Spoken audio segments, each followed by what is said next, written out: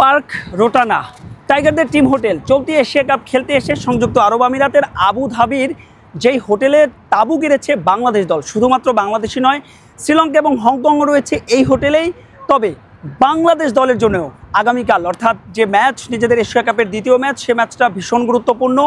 টুর্নামেন্টে টিকে থাকতে হলে জিততেই হবে, কারণ প্রথম ম্যাচ হংকংয়ের বিপক্ষে মোটে 14 বল আগে জয় পায় বাংলাদেশের রান রেট +1। অন্যদিকে গ্রুপের আরেক শক্তিশালী দল আফগানিস্তানের রান রেট +4।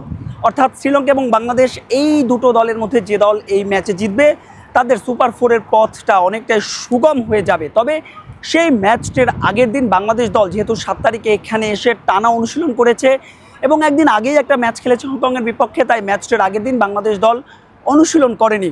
শুক্রবার পবিত্র জুম্মার দিন গোটা দল মিলে জুম্মার নামাজ আদায় করতে গিয়েছে এবং এখানকার যে বিখ্যাত, শুধুমাত্র এই সংযুক্ত আরব আমিরাতের বিখ্যাত নয়, বিশ্বের 8 নম্বর বৃহত্তম যে মসজিদ আবু জায়েদ, সেই গ্র্যান্ড মস্কে তারা সবাই মিলে নামাজ পড়তে গেছে। দলের কোচিং স্টাফ, সাপোর্টিং স্টাফের যারা মুসলিম সদস্য রয়েছেন সবাই আসলে একসঙ্গে নামাজ পড়তে গেছেন এবং নামাজ পড়ে তারা একসঙ্গে ফিরেও এসেছেন।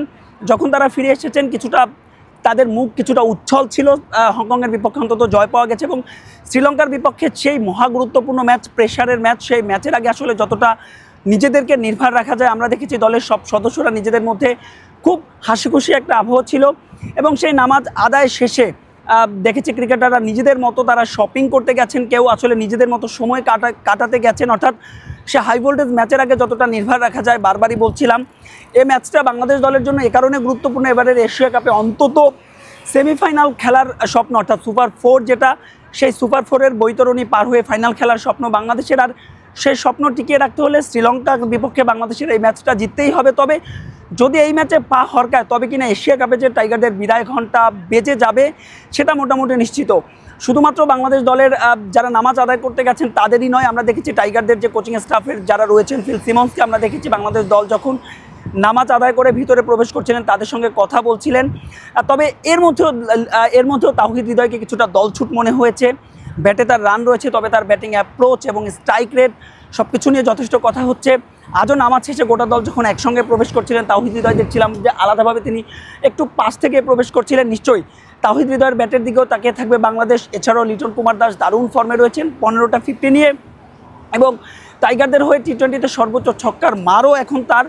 সব কিছু মিলে লিটন হৃদয়রা যখন জ্বলে উঠবেন, ওপেনিং পেয়ারে যারা রয়েছেন তানজিদ তামিম, পারভেজ হোসেন ইমন, তাদের কাছেও আসলে ভালো একটা ইনিংস পাওনা রয়েছে। তাসকিন আহমেদ কিছুটা ব্যয়বহুল ছিলেন, 4 ওভারে 38 রান দিয়ে 2টো উইকেট নিয়েছেন।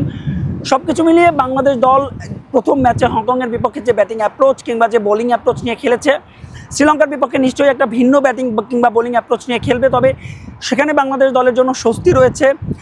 সাম্প্রতিক সময়ে শ্রীলঙ্কাকে তাদের মাটিতে 2-1 ব্যবধানে বাংলাদেশ সিরিজ হারিয়েছে। এছাড়াও দু দলের পরিসংখ্যানও কিন্তু 60-40 বলছে এই ম্যাচটা, অর্থাৎ 20 মুখোমুখি দেখায় বাংলাদেশ দল 8টা ম্যাচ জিতেছে, শ্রীলঙ্কা 12টা ম্যাচ জিতেছে। তবে আইসিসি অর্থাৎ বৈশ্বিক যে কোনো ইভেন্টে কিন্তু সাম্প্রতিক সময়ে শ্রীলঙ্কার বিপক্ষে বাংলাদেশের পারফরমেন্স খুবই ভালো। বাংলাদেশ দল টি-20 বিশ্বকাপে শ্রীলঙ্কাকে হারিয়েছে, বাংলাদেশ দল ওয়ানডে বিশ্বকাপ 2023-এ ভারতের মাটিতে শ্রীলঙ্কাকে হারিয়েছে। সব কিছু মিলিয়ে এই ম্যাচের কিন্তু যে পরিসংখ্যান কিংবা সাম্প্রতিক পারফরমেন্স বাংলাদেশের দিকে কিছুটা হলেও হেলে থাকবে। তবে ক্রিকেটারদের সেসব এক পাশে রেখে মাঠে নিজেদেরকে প্রমাণ করতে হবে, তবেই তো বেঁচে থাকবে এশিয়া কাপের স্বপ্ন। মাহবুব রিমন, স্টার নিউজ, সংযুক্ত আরব আমিরাত, আবু ধাবি।